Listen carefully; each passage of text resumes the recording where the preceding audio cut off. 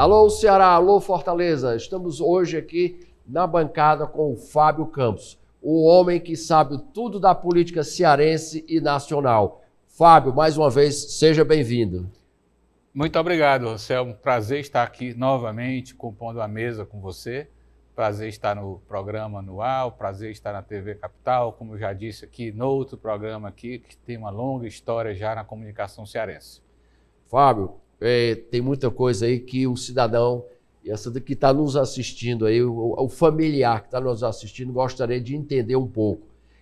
Meu amigo, como é que o cearense, o fortalezense vai encarar esse PTU e vai encarar esse IPVA, colégio de menino e contas vindo aí de todos os lados, é tipo um tsunami. O que você acha que um cidadão que tem 1 ou 2 salários vai fazer com esse salário, amigo? Tem uma história na política norte-americana que se deve conhecer bem, que é a economia que define a política, ou o resultado das eleições. Se o povo estiver insatisfeito com a economia, se ele não tiver, se tiver faltando, sobrando um mês no fim do dinheiro, né, ele acaba mudando na hora que vai votar.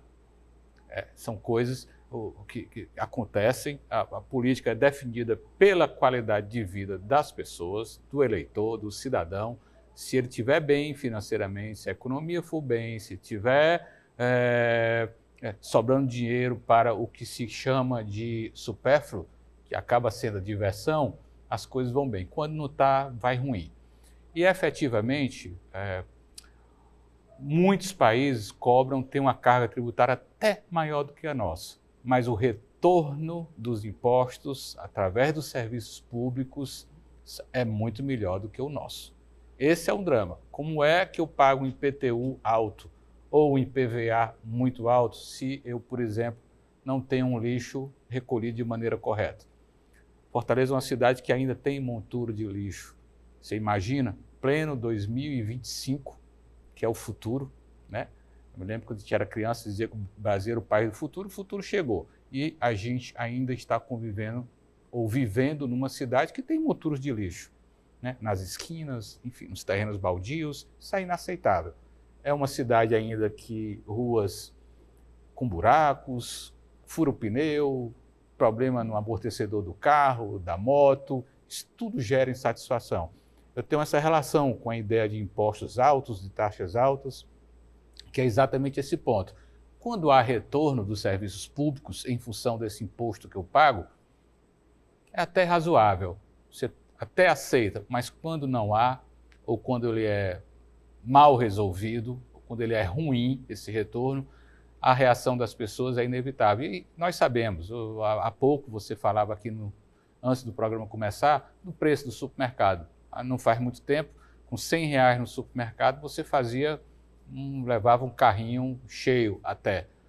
Não faz muito tempo. Hoje, R$100, que equivale aí a quase 5%, mais, né, de 5% do salário mínimo,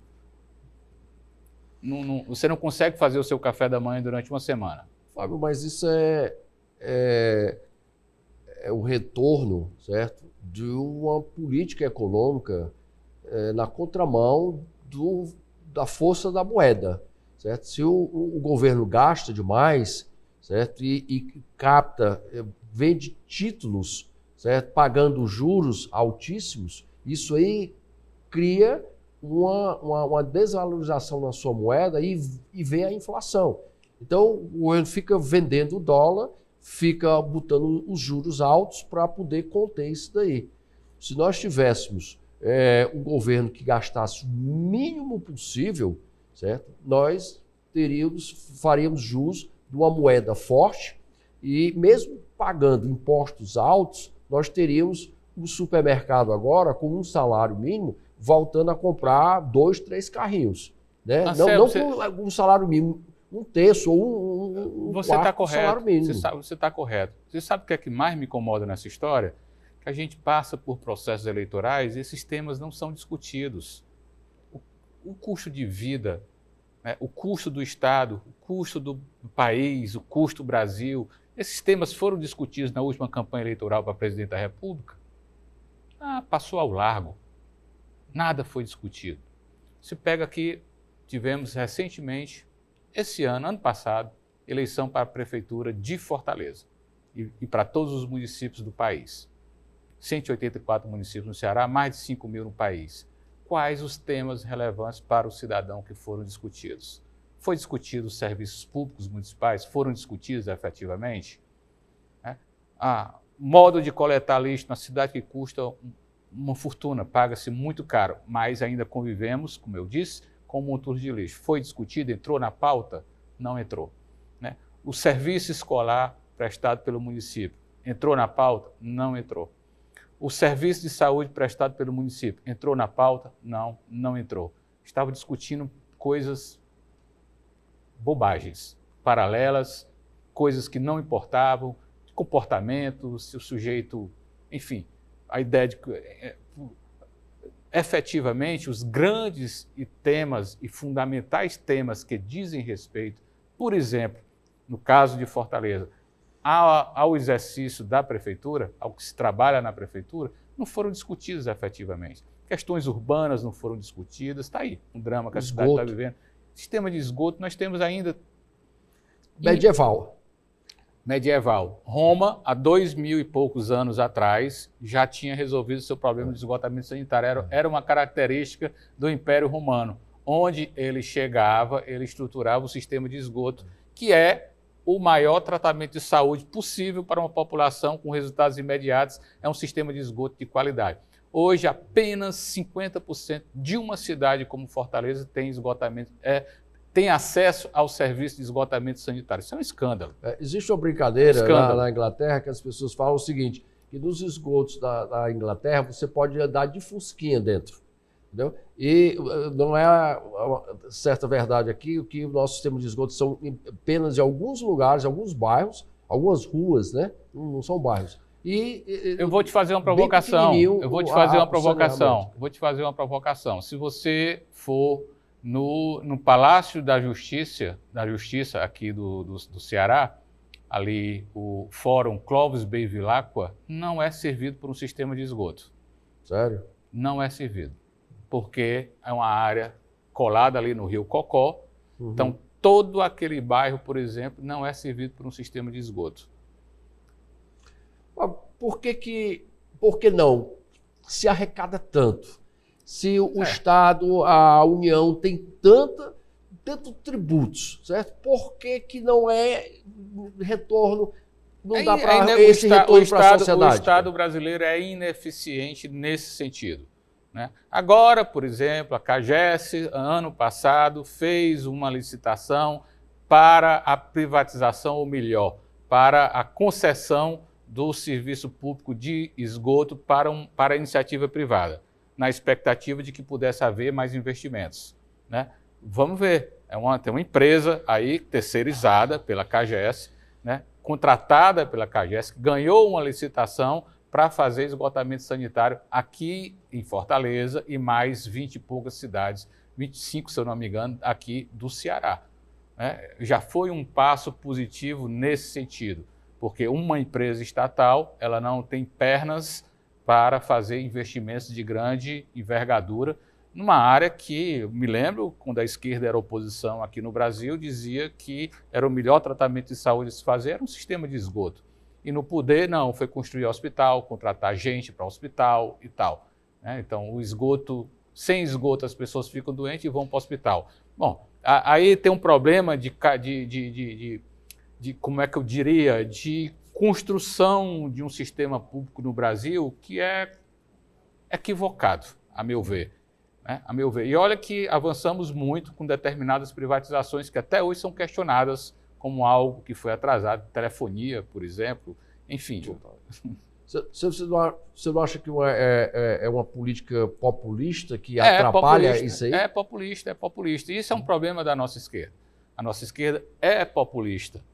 A esquerda que está no poder hoje no Brasil, no Ceará e em Fortaleza, ela, por exemplo, vê a iniciativa privada como inimiga.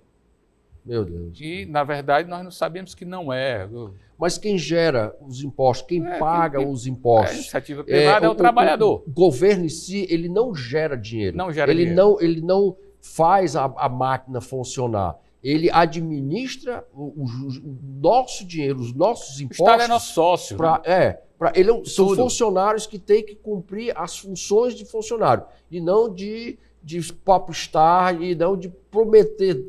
Por que é um crime você fazer fake news e não é crime um político subir a um palanque e dizer uma coisa e não fazer?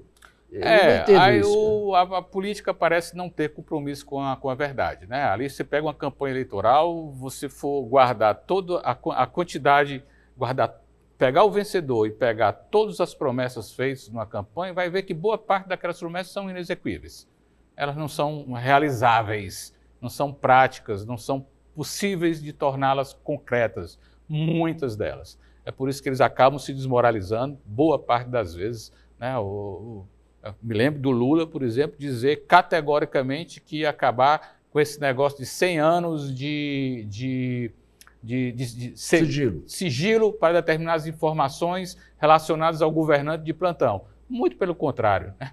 E isso foi feito de uma maneira categórica, né? Só esqueceu, deixa para lá. Parece que a ideia que perpassa é que o povo tem memória curta e rapidamente vai esquecer de tudo e o poder continuará sendo exercido. E isso não é um problema só da esquerda. A estrutura política brasileira é toda dessa forma. Enfim, trabalha com essa ideia. Eu tenho uma pergunta para ti. Mas essa daqui, quando você responder, não só vai responder para mim, mas para todo mundo que está nos assistindo. E por que o povo brasileiro continua votando nos mesmos que disseram que ia fazer e não fizeram? Anselmo, o povo brasileiro tem tentado mudar constantemente. Vamos lá, vamos pegar aqui o Ceará.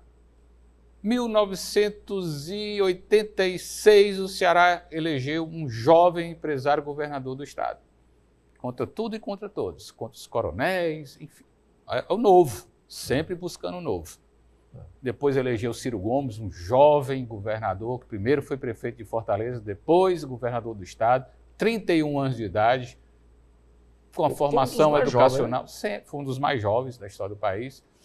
Depois elegeu, veio de volta Lúcio Alcântara, já mais veterano, né, já de outra geração, né, mas também pela primeira vez. Depois elegeu o governador Cid Gomes, hoje senador, também muito jovem, uma cabeça de gestor. Né.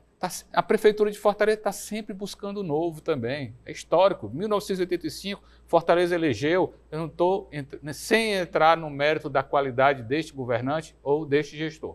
1985, o povo de Fortaleza elegeu Maria Luísa Fontinelli, jovem deputada estadual, então mulher, primeira mulher eleita prefeito de uma capital, 1985.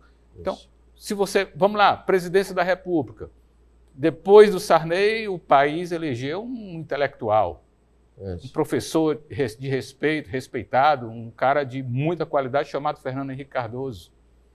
Depois disso, vem o novo novamente. Cansou o povo, elegeu Lula. Não estou entrando no mérito da qualidade do gestor, não. Mas é o que a política tem apresentado, Anselmo. A política, o povo elege quem a política coloca na prateleira. Né? Vamos lá, os candidatos são esses. A pergunta é a seguinte. Você está falando de uma revolução? Não. Eu estou falando o seguinte. Quando o povo vai decidir quem vai ser o candidato, nós pensamos que nós estamos ali decidindo quem vai ser o candidato. Eu me explico. Mas não é. É o partido que escolheu aquele candidato, põe lá, eu tenho um partido, aí eu escolho o meu candidato é esse. Você tem um outro partido, você escolhe. Então nós colocamos na frente do povo, para o povo decidir se vai ser o seu ou o meu. É isso mesmo. Né? Uhum. Então o povo está engessado, porque o povo não pode dizer, não, eu não quero nem A nem B, eu quero Y. Aí, como é? Não vai sair disso aí. O sistema democrático é assim, Anselmo, não há como mudar isso aí. Ou mudar como? De que forma seriam apresentados os candidatos? Né? Não sei, mas eu acho que essa fórmula não está dando certo. Como diria Winston Churchill, de todos os sistemas de governo que nós temos, o pior de todos é a democracia, mas o melhor de todos é a democracia, não há outro. Ainda não se criou outra oportunidade. Todo povo tem um governo que merece. De certa forma, sim, porque o povo e a política, aliás, os governos e a política são reflexos do voto popular. Né? São as pessoas que escolhem, por mais que elas estejam procurando. Ora, vamos lá, estou esquecendo aqui de por que Fernando Collor foi eleito presidente da República? Era o novo. Era. Absolutamente novo, um jovem governador. Né? Quem conhecia sabia que não era o caçador novo. de Marajás, né? Olha a frase, caçador de Marajá. Quem conhecia o Fernando Collor sabia que não havia nada de novo ali. Só que minhas contas ficaram todas bloqueadas naquele governo. Pois é, de cara pegou isso aí. Então, dentro daquele quadro, 1989, naquela eleição, todos os novos estavam ali. Estava Leonel Brizola, candidato a presidente da República pela primeira vez. Estava Lula, que chegou ao segundo turno. Né? Estava o doutor Ulisses Guimarães, uma referência da democracia brasileira, da Constituição de 1988. Mas o povo fez opção por aquela novidade ali. Que o povo achava que representava o novo e queria fazer as mudanças necessárias. Poucas pessoas sabiam que isso não ia acontecer. Né? Mas, enfim, essa é a grande busca o tempo todo. Eu acho que isso é um problema no mundo inteiro. Há um divórcio entre os anseios populares e a política muito forte. A política não se modernizou, ela não consegue apresentar ou representar esses anseios populares. E hoje há aí um drama. Então, o mundo está vivendo um drama na política e a gente não sabe exatamente o que é que vem por aí. Bom, mudando aqui, saindo da política nacional e indo para a nossa estadual e municipal, a Câmara que foi composta aí vai ajudar ao nosso prefeito? Olha, os integrantes da nossa Câmara. É importante que todo gestor, todo prefeito, todo governador, todo presidente da República, é importante que ele tenha uma maioria governista para poder governar. Né? E é de praxe. Aqui, mesmo prefeitos muito antagônicos, né, inesperados e fora da tradição política, como foi a ex-prefeita Luiziane Lins, por exemplo, ela construiu uma maioria. Isso não é difícil de acontecer. As câmaras, os vereadores aqui em Fortaleza são 43, eles não têm atrapalhado as gestões. Né? O grande problema desse relacionamento são as demandas políticas dos vereadores, por empregos, por obras e tal. Mas essa é uma condução que os prefeitos têm conseguido fazer. Né? Bom, a gestão do prefeito Evandro Leitão começou há apenas um mês, é muito pouco tempo. Você vê que o prefeito está vivendo uma lua de mel com a cidade, todo dia está nas redes sociais, está fazendo visitas, está colocando capacete, está visitando obras. Espero que isso perdure, é importante que as pessoas vejam o gestor, vejam o seu prefeito na cidade, percorrendo a cidade, enfim, falando, indo aos bairros, vendo as obras, atuando. Você vê agora o prefeito com muito gás, né? Isso é normal, isso é usual no começo das gestões, né? O gestor novo com muito gás, com essa disposição toda. Vamos ver se ele se mantém assim. É importante que sim, né? O prefeito Evandro Leitão é um personagem oriundo do serviço público, ele é servidor público de carreira da Secretaria da Fazenda do Estado do Ceará. Tem qualidades como gestor comprovadas aonde? No futebol. Ele, como gestor do Ceará Sporting Clube, ali construiu uma referência importante que depois foi seguida pelo Fortaleza. Né? E, enfim, está no começo de gestão e sempre a gente tem que ter paciência, né, e tranquilidade em relação a um gestor que está começando o seu trabalho. Essa maioria ele vai ter, com certeza, certo, na Câmara. Assim como o governador tem na Assembleia também. O parlamento não tem sido um problema para atrapalhar a vida de gestor, prefeito ou governador. E nem presidente da República. Fábio, na mídia está se falando muito do alto índice de criminalidade no estado do Ceará. O que o amigo tem a dizer? Eu tenho que rezar. Olha, isso é um drama. Ele vem se dando. Fortaleza era uma cidade tranquila, não faz muito tempo. Você, Anselmo, deve ter vivido isso, a tranquilidade uma cidade tranquila, onde você poderia sair daqui e andar a pé, voltando para casa. Hoje é uma temeridade, voltar da escola, caminhando. Né? Um dos maiores prazeres que o cidadão tem numa cidade é poder caminhar em sua cidade com tranquilidade, sem correr riscos de ser abordado, né, por um celular, por roubar um tênis ou coisa que o valha. Né? E isso, todas as campanhas eleitorais últimas, tanto em Fortaleza quanto no Ceará, as pesquisas, que são muitas nesses períodos eleitorais, apontam que a maior reclamação do cidadão do Ceará e de Fortaleza é a violência, é a insegurança pública. Isso é um drama, né, difícil de resolver, que o Brasil não tem conseguido dar a resposta necessária. É um drama que é responsabilidade do governante municipal, do governante estadual e do governante nacional. Esses três entes têm que se juntar e buscar soluções, né? E é a vida das pessoas. Quais são os dois grandes problemas que as pesquisas indicam, Anselmo? Sempre criminalidade, insegurança, né? E saúde. Por quê? Mexe com a vida das pessoas. E a vida é o nosso bem maior. É, verdade.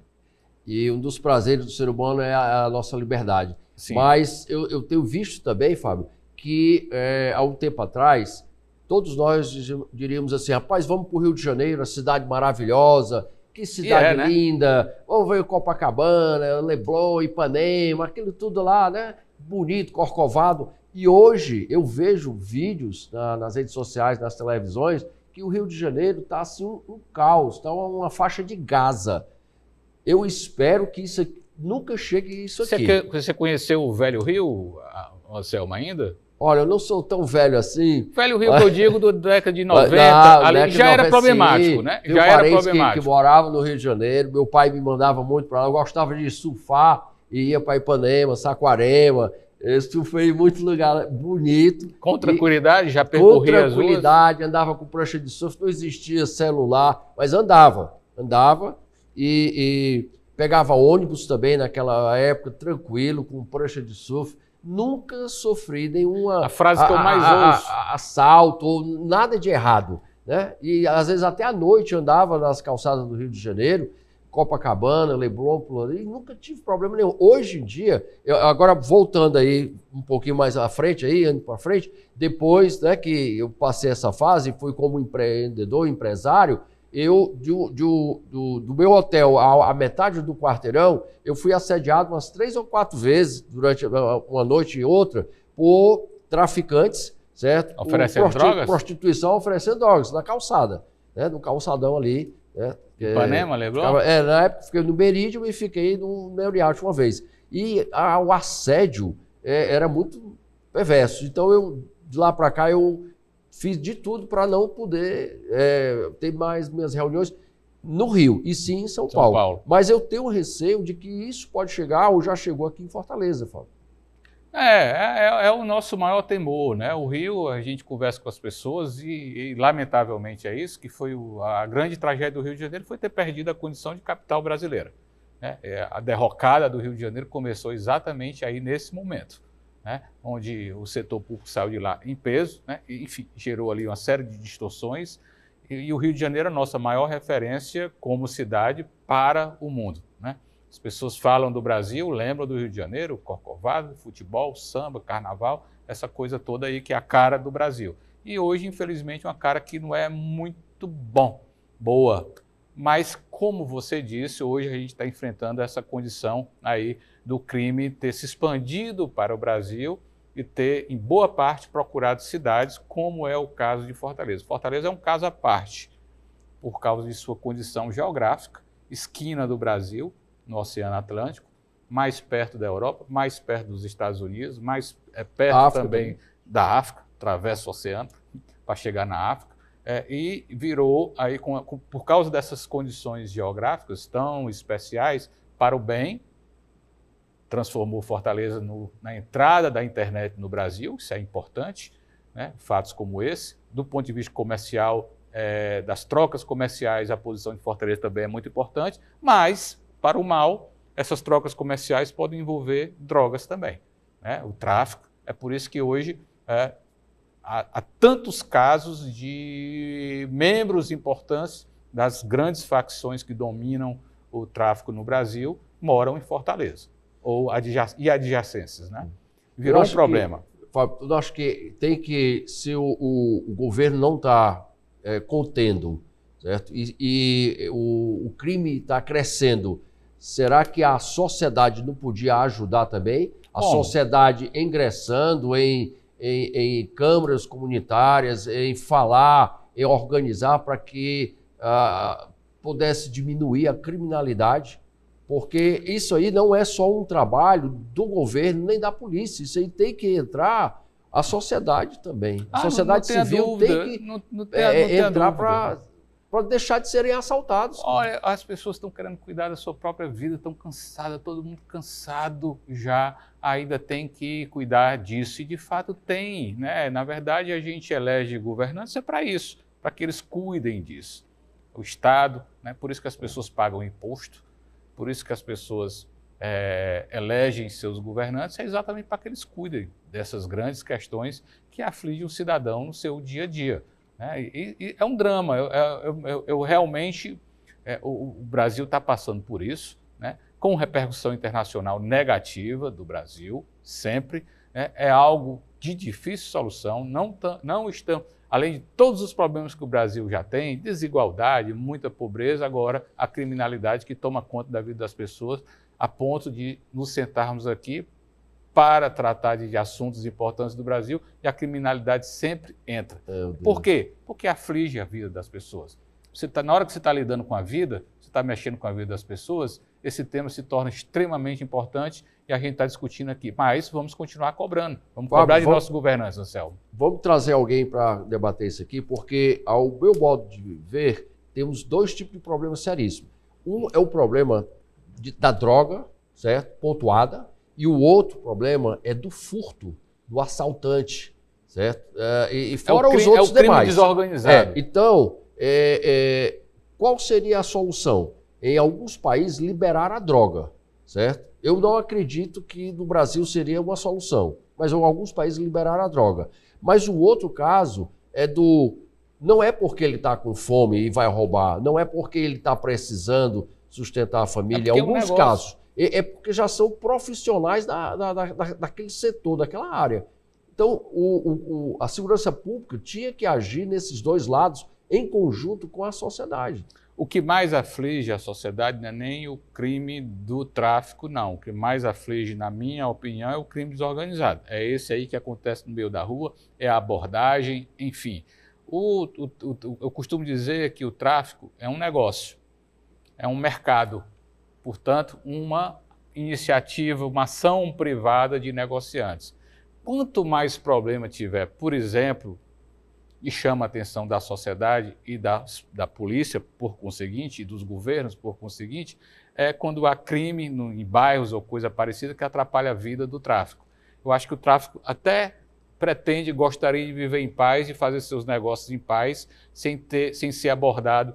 Enfim, mas esse crime extrapola, né? A criminalidade extrapola o negócio do tráfico.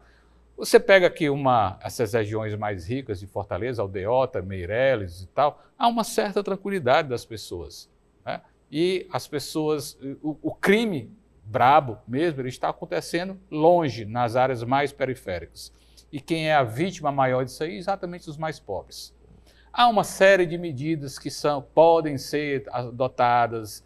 Todas elas passam por decisões estatais, por decisões parlamentares, né? Algumas experiências importantes na Colômbia são referência porque é um país com algumas similaridades com o Brasil, do ponto de vista socioeconômico. Tá? Essas iniciativas, algumas que são reformas urbanas, elas precisam ser vistas. É muito importante que esse debate se estenda. Eu topo o seu convite, eu acho que algumas pessoas podem ser convidadas aqui e gerar um debate permanente sobre a insegurança ou sobre segurança, insegurança, sobre criminalidade, porque é fundamental. Pressionar os governantes é fundamental. E eles se sentem pressionados, Anselmo, pode ter certeza disso, porque tem eleição de 2 em 2 anos no Brasil e há sempre pressão nesse sentido. Fábio, o bate-papo, o assunto está excelente, informando a esse povo que nos assiste o que nós, né, pensamos aqui a respeito desses problemas que atingem a nossa cidade, mas o nosso tempo está curto.